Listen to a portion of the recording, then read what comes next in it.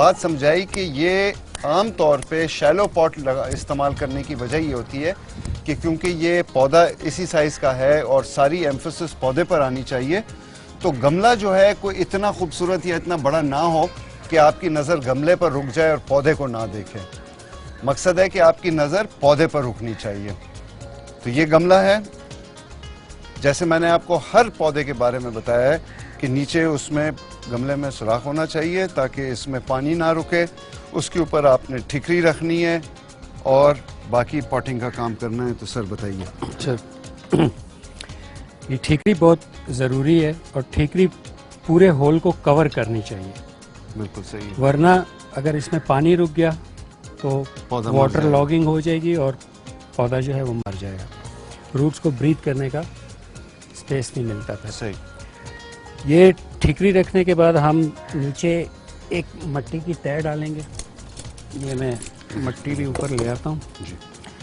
हम बोनसाई के लिए जो मिट्टी इस्तेमाल करते हैं उसमें एक पार्ट ग्रिट, एक पार्ट सॉइल और एक पार्ट जो है खाद, कोई सी भी खाद जो नर्सरीज पे मिलती है, गोबर की खाद या उजरी की खाद। ये आप ग्रिट जो है, ग्रिट छोटे पत्थर को कहा जाता है। ये बारीक पत्थर होते हैं, बजरी समझ लें, मोटी वाली बजरी, जो अगर आप चुनाई का काम करवा रहे हो, प्लास्टर करवा रहे हो दीवार पे, तो जब छान के जो मोटे वाले दाने रह जाते हैं, ये वो इस्तेमाल किया जाता है। तो कमांडर साहब ने कहा कि तीसरा हिस्सा आप इसका यूज करें, तीसरा हिस्सा मट्टी, बालू मट्टी, और तीसरा हिस्सा जो है वो खाद। अब खाद आप कोई भी इस्तेमाल कर ले, लेकिन याद करें इस काम के लिए खाद बिल्कुल ठंडी चाहिए आपको। खाद एब्सोल्युटली क्योर्ड खाद होनी चाहिए, ठंडी, उसमें बिल्कुल तेज नहीं हो, वरना आपके पौधे जो हैं वो उसी वक्त जल के खत्म हो जाएंगे। जी सर। सर ये ठीकरी रखने के बाद हम एक लेयर इसकी डालेंगे। इसको कितना, किस हाइट तक, डेप्थ तक भरना होगा इसे? 1/2 इंच। आप इसको देख लेना कि आपका ये कितना रूट बॉल है, उसके मुताबिक, लेकिन नीचे कम से कम ये जो ठीकरी रखी है ये कवर होनी चाहिए। ठीक है जी। ठीक है, अब आप इसको इसमें सेट कर लें। अच्छा, बोनसाई जब भी आप लगाते हैं आप एग्जैक्ट सेंटर में नहीं लगाते। ठीक है जी। थोड़ा सा इसको ऑफसेट फॉर एस्थेटिक्स रीजन ठीक है रखते हैं हम। अब इसको मैंने थोड़ा सा इस साइड पे रख दिया, ये मैं उस तरफ कर लेता हूँ।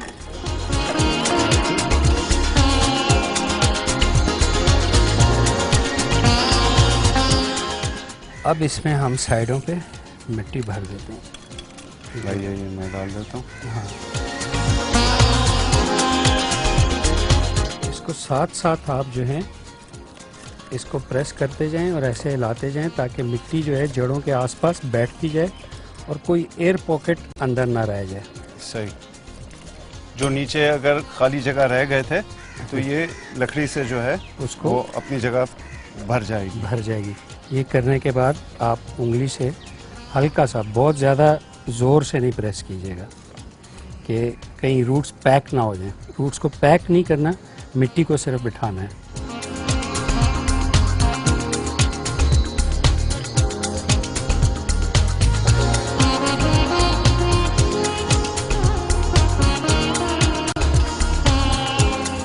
ये प्रोसेस अब आपका कंप्लीट हो गया है। अब जो हम पहले बात कर रहे थे कि इसकी केयर कैसे करनी है, इंटेंसिव केयर यूनिट में इसको कैसे लेके जाना है। एक तो जैसे ही आपने इसको लगा दिया तो आप इसको पानी देंगे। पानी इसको एक दफ़ा डालें, वो पानी चूस जाए, दूसरी दफ़ा डालें। इतना पानी इतनी दफ़ा डालें कि पानी नीचे से ड्रेन आउट होना शुरू हो जाए, ताकि जो एयर पॉकेट्स कोई एक आध रह गई है वो भी ख़त्म हो जाए। ठीक है। और पूरे प्लांट को आप गीला करेंगे। ठीक है। मतलब जैसे नॉर्मल प्लांट को पानी देते हैं वैसे ही ऊपर से पानी दें, अंदर भर जाए और वो ड्रेन आउट हो जाए और पूरी मिट्टी इसकी सोख होनी चाहिए। ठीक है जी। उसके बाद अब इसको रखना आपने बाहर कहीं साए में है, शेड एरिया में, शेड एरिया में। धूप एरिया में नहीं रखना क्योंकि ऊपर से धूप पड़ेगी। अभी रूट्स इसकी रुकी हुई है। जब इसकी रूट्स चलनी शुरू हो जाएंगी उसकी इंडिकेशन ये होगी कि ये ऊपर से अपनी ग्रोथ देनी शुरू कर देगा। उस वक्त फिर आप इसको आस्ते आस्ते पहले थोड़ी धूप में कुछ दिन रखिए, फिर इसको फुल धूप में आप लेके आइए। ठीक है। अगर आप देखते हैं कि पौधे को कोई वो प्रॉब्लम हो रही है तो आप वापस उसको शिफ्ट कर दें। कोई सनबर्न का या कोई ब्राउन होने का वो नज़र आता है तो आप वापस उसको शेड में शिफ्ट कर दें और शेड में उसको रहने दें काफ़ी दिन तक। पानी देने का जो तरीका है, जो कि हम लोग अक्सर नॉर्मल प्लांट्स को भी पानी देते हुए बहुत बड़ी गलती करते हैं कि हम डेली पाइप पकड़ते हैं और पानी देना शुरू कर देते हैं। मिट्टी उसकी गीली होती है और हम दोबारा से उसको पानी दे देते हैं। वो जैसे कहते हैं ना कि we kill the plant with our love. पानी का एक थंब रूल ये है, चाहे बोनसाई हो चाहे नॉर्मल प्लांट्स हों, आप डेली शाम को देखें कि उसकी मिट्टी सूख गई है। अगर मिट्टी सूखी हुई है तो पानी दें, तब उसको पानी दें और पूरा पानी दें। इतना पानी दें कि नीचे से ड्रेन आउट हो जाए पानी, पूरी मिट्टी सोख हो जाए। फिर उसके बाद नेक्स्ट वाटरिंग उस वक्त तक ना करें जब तक कि मिट्टी सूखती नहीं है, चाहे वो एक हफ्ते में सूखती है, चाहे वो दिन में 2 बार सूखती है। डेली शाम को आप इसको चेक करें और शाम को इसको पानी लगाएं। सख्त धूप में भी पानी नहीं लगाएं, ठंडे टाइम में पानी लगाएं। रात को पौधा पानी पीता रहता है, फिर दिन की धूप अगर वो पानी मिट्टी खुश्क भी करती है तो प्लांट को कोई फर्क नहीं पड़ता। ठीक है जी, ये इसकी इंटेंसिव केयर है। अच्छा जी, अब ये तो हमने बना दिया, इसको अभी हम चल के पानी भी देते हैं, लेकिन आई वुड लाइक कि इसको पानी देने के बाद आप हमें कोई ऐसा पौधा दिखाइए जो हम उम्मीद कर सकते हैं कि ये बड़ा होके वैसा बनेगा और हम क्या चाह रहे हैं इस पौधे से। और फिर उसके बाद आपसे तो और बातें होती रहेंगी, वी विल फाइंड आउट। बहुत सारी चीज़ें हैं कमांडर साहब से सीखने की। बॉन्साइज़ की मुख्तलिफ किस्में हैं, मुख्तलिफ प्लांट्स हैं जिनके बॉन्साई बनते हैं, मुख्तलिफ टेक्निक्स, जो शेप्स हैं वो कुछ मुझे बता रहे थे, हमने पहले भी सीखा हुआ है कि कोई अपराइट होता है, कोई लेफ़्ट स्लांटिंग होता है, कोई राइट स्लांटिंग होता है, कोई ड्रूपिंग होता है, पता नहीं बहुत सारी मुख्तलिफ स्टाइल्स हैं प्लांट्स के, वो भी पता करते हैं। और जो आपने ये जो टेक्निक्स हमें सिखाई हैं इनके बारे में हम इन डेप्थ भी इनसे डिस्कस करते हैं कि ये टेक्निक्स की वजह क्या होती है और किस तरह किया जाता है। So now let's water this plant.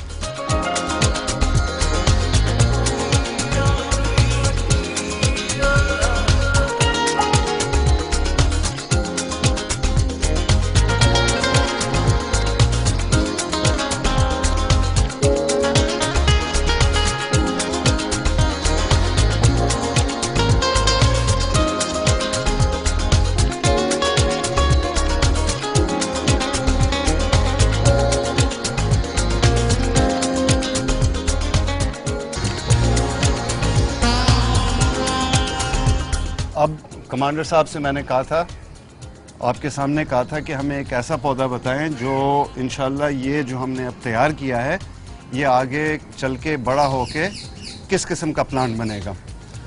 ये है जी, this is what this will become. ये सर कितना पुराना पौधा है? इट्स अबाउट 35 इयर्स ओल्ड, 35 साल पुराना है। और ये डेजर्ट पाइन है। ये डेजर्ट पाइन है जिसको हम कैजुरीना कहते हैं। ये कैजुरीना का पौधा है। मैंने आपको कैजुरीना के दरख्त भी दिखाए और मुझे तो बहुत ही पसंद है क्योंकि हमारे डेजर्ट के एरिया में जो पाइन ट्रीज़ हैं उसमें से ये एक वैरायटी है जो बहुत आसानी से उगती है, बल्कि कम पानी, नमकीन ज़मीन, नमकीन पानी में भी ये चल जाता है और बड़े अच्छे लंबे दरख्त बनते हैं। अब आप देखें कि ये किस साइज़ का बना हुआ है। इसमें जो कमांडर साहब ने हमें बहुत सारी चीज़ें सिखाई हैं वो आपको यहाँ पर नज़र आ रही हैं कि इसका बेस जो है वो वेकेंट होता है। नीचे वाला जो हिस्सा है 1/3 तकरीबन, उसमें कोई ब्रांचेस नहीं है। आप ये देख रहे हैं कि नीचे का हिस्सा बिल्कुल कोई इसमें शाख नहीं है।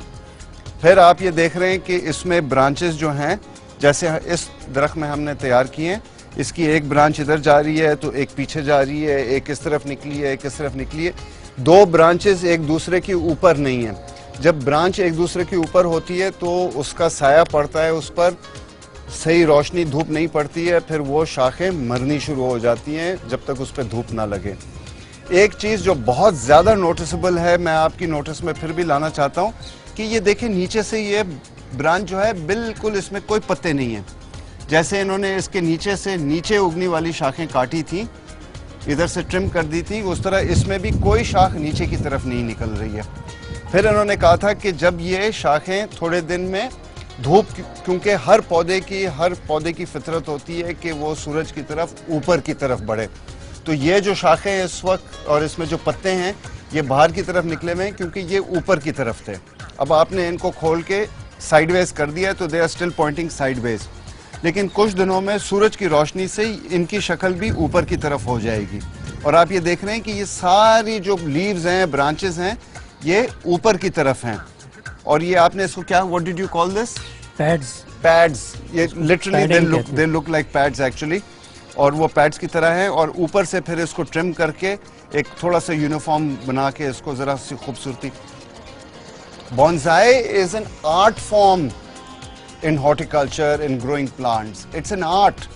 आप उसकी ब्रांचेस, उसकी ट्री, उसके ट्रंक, हर चीज को ट्रेन करते हैं, उसमें लाइंस लेकर आते हैं, उसको आपने आर्ट फॉर्म दिया हुआ है। सो उस हद तक इसको आप ट्रिम करके रखते हैं। एक और बात इन्होंने कही थी जो मुझे बहुत पसंद आई कि बॉन्साइज में हम ट्रीज को स्ट्रेट नहीं रखना पसंद करते हैं, we like them to be free flowing. और यंग प्लांट्स जो होते हैं, उन्होंने कहा कि जब नए ट्रीज आप बीज लगाते हैं तो जब नए शूट्स निकलते हैं, प्लांट छोटा होता है, जवान होता है, तो बहुत स्ट्रेट और इरेक्ट होता है। बट विद टाइम जब वो बाहर कहीं खुले एरिया में लगा हुआ है, हवा और धूप से वो अपने आप को फॉर्म कर लेता है। अगर जिस तरफ से हवा आ रही है वो दूसरी तरफ थोड़ा सा झुक जाता है, थोड़ा सा टर्न हो जाता है। ज़्यादा हवा और वेट को कॉम्पनसेट करने के लिए वो फिर अपने आप को दूसरी तरफ ब्रांचेस निकाल लेता है। It balances itself out with nature and comes into harmony with nature. ये आप अपने हाथ से कर रहे होते हैं, आपके पास बहुत कंट्रोल होता है, लेकिन आपने करना वही है जो नेचर कर रहा होता है। You have to bring this plant into harmony with nature. तो आप ये देखें, ये सारी चीजें आपको कंपैरिजन मिल रहा है। अब इंशाल्लाह ये इस पौधे को आप संभालते रहें, 2-3 साल में ही ये इसकी अच्छी सी शक्ल निकल आती है। 5 साल में बड़ा खूबसूरत हो जाएगा, 10 साल में इसमें मैच्योरिटी हो जाएगी और 35 साल के बाद ये होगा। अगर आपके पास इस साइज का पौधा आपने बनाया हो खुद अपने हाथों से, तो you would not want to part with it. But अगर आप इसे एज ए बिजनेस करना चाहते हैं, believe you me, there is a lot of money to be made. क्योंकि इस साइज का पौधा, इस उम्र का पौधा, एक अच्छा हेल्दी पौधा जो है वो अच्छे खासे पैसों का बिकता है। So it is not only a hobby, something to enjoy doing, but it is also a livelihood. क्यों सर, मैं सही कह रहा हूँ? इससे इंसान जो है अपनी रिज़्क रोज़ी भी तो कमा सकता है। बिल्कुल कमा सकता है अगर ज़्यादा स्केल पे करें इसको और इसको कमर्शलाइज करें तो। बहुत लोग हमसे ख़रीदने आते हैं, लेकिन हम तो इसलिए नहीं देते कि हमारी हॉबी है, और थोड़े से बनाते हैं और अपना शौक पूरा कर रहे हैं। But there are places in the world जहाँ ये खेतों में लगे हुए होते हैं, बाय द एकर्स। कमर्शियली इसको करते हैं, सिंगापुर, बैंकॉक, इन सब जगहों से कमर्शियली आपको बॉन्साइज मिलते हैं। इस वक्त हमारे सामने 2 वैरायटीज हैं, एक जुनिपर है और एक ये कैजुरीना है। अब हम रिक्वेस्ट करेंगे हमारे खालिद से कि ये हमें बहुत सारी दूसरी वैरायटीज दिखाएं, उनके डिफरेंट टेक्निक्स और जो शेप्स हैं वो बताएं, और generally he should educate us even more about bonsais. क्यों sir? Shall we have a look? Sure. आइए, लेट्स कम एंड सी।